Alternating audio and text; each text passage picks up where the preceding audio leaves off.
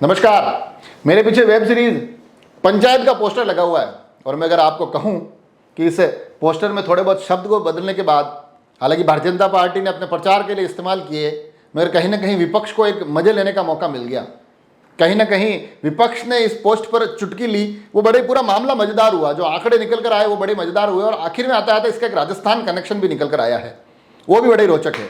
तो पूरा मामला मैं आपको बताऊं कैसे क्या पोस्ट होती है और क्यों विपक्ष इस पर चुटकी लेता है, क्या आंकड़े निकलते हैं। तो मामला शुरू होता है बीजेपी फॉर इंडिया की एक ट्विटर पोस्ट से, और उस ट्विटर पोस्ट में लिखा जाता है, अगर फुलेरा में भाजपा नेतृत्व होता तो।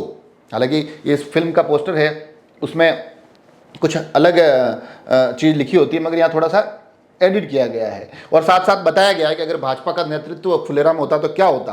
फिर उसके बाद अलग अलग पोस्टर्स है जिसमें लिखा हुआ है, जंगल राज नहीं, बेहतर कानून व्यवस्था होती, गांव में कच्ची सड़कें नहीं, पक्की सड़कें होती है। जो कच्ची सड़कें और ये सब अंधेरा अंधेरा दिखाते हैं, ये फिल्म के दृश्य लिए जाते हैं। गांव में अंधेरा नहीं, गांव रोशन होता, ऑप्टिकल फाइबर नेटवर्क से पंचायतों तक इंटरनेट की सुविधा होती, गरीबों के घर कच्चे नहीं, आवास योजना के तहत पक्की छत मिल जाती।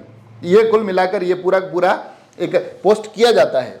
हालांकि इसका उद्देश्य ये था कि थोड़ा बहुत अलग रोचक तरीके से भारतीय जनता पार्टी का प्रचार किया जाए, कि उनकी योजनाओं को पहुंचाया जाए। मगर इससे विपक्ष को चुटकी लेने का कैसे मौका मिल गया, यह भी अपने आप में बड़ी मजेदार मामला है। विपक्ष की तरफ से चुटकी लेते हैं, मजे लेते हैं अरुणेश यादव। डॉक्टर अरुणेश यादव जो कांग्रेस के नेता है, वो एक ट्विटर पर पोस्ट करते हैं कि भाई साहब, ये भारतीय जनता पार्टी कैसी बातें कर रही है। जो थोड़ा बहुत मैं आपको अपने तरीके से बता रहा हूँ कि उनको ये बताने की क्या जरूरत है कि अगर भाजपा की सरकार होती तो ये होता, तो उजाला होता, तो पक्के मकान मिलते, पक्के सड़कें होती। जबकि वास्तविकता ये है कि जिस उत्तर प्रदेश का एक ये काल्पनिक गांव लिया गया फुलेरा, अगर वो उत्तर प्रदेश का जिक्र किया जाए तो वहाँ पर हाल फिलहाल में भाजपा की सरकार है, तो फिर वहाँ खुद ब खुद ऑलरेडी वहाँ सारी चीज़ें होनी चाहिए थी। साथ ही वो यह भी कहते हैं कि इस फिल्म की जहाँ शूटिंग हुई है वो है महोड़िया गाँव, मध्य प्रदेश का। तो मध्य प्रदेश में भी भारतीय जनता पार्टी की सरकार है, फिर वहां ऐसी स्थिति क्यों है कि भाजपा की सरकार होती तो ये होता। वहां तो अभी ऑलरेडी भाजपा की सरकार है। और इसका एक राजस्थान कनेक्शन भी निकलता है, वो भी बड़े मजेदार है। उसके बाद कुछ आंकड़े हमने भी टटोले, तो काफ़ी चीज़ों में सच्चाई निकल कर आती है। उत्तर प्रदेश का तो आपको पता ही है कि वहाँ भाजपा की सरकार है। हालांकि आपको बता दूं कि उत्तर प्रदेश का ये काल्पनिक गाँव लिया गया है, ये गाँव वहाँ है नहीं, उस बलिया क्षेत्र में। सिर्फ एक कहानी के लिए उसको काल्पनिक तौर पर इस गाँव को बनाया गया है। मगर जहाँ वास्तविकता में शूटिंग हो रही है वो होता है महोड़िया गांव, और महोड़िया गांव में विधानसभा लगती है सीहोर, और सीहोर में भारतीय जनता पार्टी के विधायक हैं।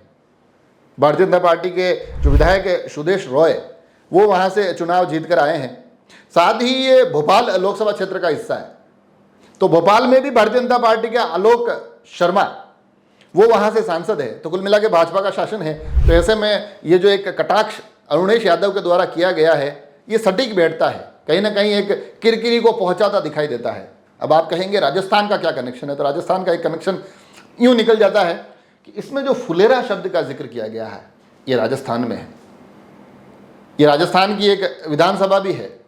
हालांकि उस विधानसभा में अभी इस बार 2023 के विधानसभा चुनाव में कांग्रेस के विधायक जीते हैं। तो कई भाजपा अगर चाहे तो वापस इस बात को इस तरह से कह सकती है कि भाई साहब, ये वास्तविक जो फुलेरा है वहाँ तो कांग्रेस के विधायक हैं, अगर स्थितियाँ खराब है तो ये कांग्रेस पर डाली जा सकती है। हाँ, वो बात अलग है कि उससे पहले लगातार 3 बार निर्मल कुमावत वो वहाँ से भारतीय जनता पार्टी के टिकट पर इस फुलेरा से राजस्थान में जीतते आए हैं, मगर इस बार कांग्रेस जीती है। तो ये कुल मिलाकर ये अलग अलग कनेक्शन इस फुलेरा, यूपी, एमपी, राजस्थान से निकल कर आ रहे हैं। मगर मामला मज़ेदार इसलिए कहा जा सकता है कि ट्विटर पर एक पोस्ट होती है और उस पोस्ट के कुछ आंकड़े विपक्ष के द्वारा निकाले जाते हैं और उसके बाद फिर जवाबी हमला होता है। अब देखने वाली बात होगी कि वापस ये जो जवाबी हमलों की जंग कहाँ तक पहुँचती है। मगर भाजपा ट्विटर हैंडल की क्रिएटिविटी इस बार किरकिरी का कारण बनती दिखाई दी। जुड़े रहे राजसमंद एक्सप्रेस से। धन्यवाद।